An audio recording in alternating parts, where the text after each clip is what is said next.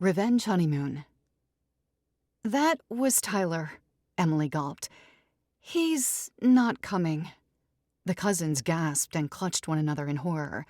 The makeup artist, who had been waiting to do final touch-ups, packed up her case in a flash and squeaked out of the room without a word. Ruby's eyes widened. Oh no, was he in an accident? I told him not to drive himself.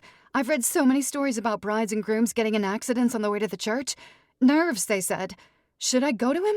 Where is he? Was he driving his father's car or the rental? I hope he wasn't driving the rental. We have to make it to our suite at the Hilton tonight, and I really don't want to take an Uber. Or have my father drive. Oh, that would be so embarrassing. Ruby, Emily grasped her friend's arm. He's calling off the wedding. Nausea soured Emily's stomach. One of the cousins burst into tears. Ruby stood stock still in the middle of the bride's dressing room. But Rhonda Madison Evers entered wearing a royal blue mother-of-the-bride dress covered in sequins.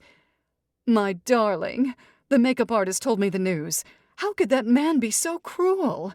She curved her arms around her only daughter. Mom, I don't understand.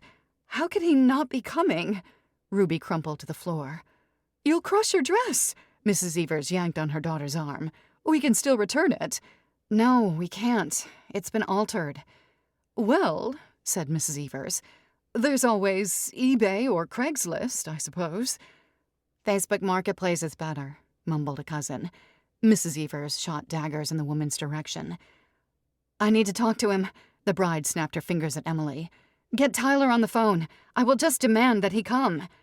Emily got up the courage to tell her best friend since grade school the worst thing a best friend could say. Tyler doesn't want to get married.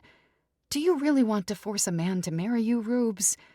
But he promised me. He gave me this ring. Ruby held out her hand for the cousins, her mother, Emily, and now the florist who'd arrived with her wedding bouquet. A gorgeous diamond decorated her left ring finger. Would he have given it to me if he didn't want to marry me? He doesn't want to marry you, Rubes.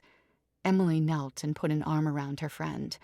The florist quietly set the bridal bouquet on a chair and scrambled for the door. Emily led Ruby to an empty chair, and her mother sat beside her.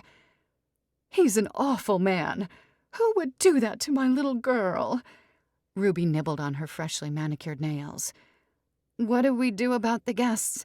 Your father is telling them now, Mrs. Evers reassured her. What will we do about the reception? Ruby pulled the veil out of her hair. We're inviting everyone to meet us over there, her mother answered. We've already paid for everything. We might as well have a party, don't you think? What will we do about the honeymoon? Ruby kicked off her satin heels and rubbed her toes.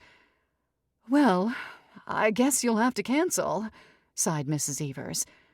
Maybe they'll give you credit. No, wait. I have a better idea, said Emily.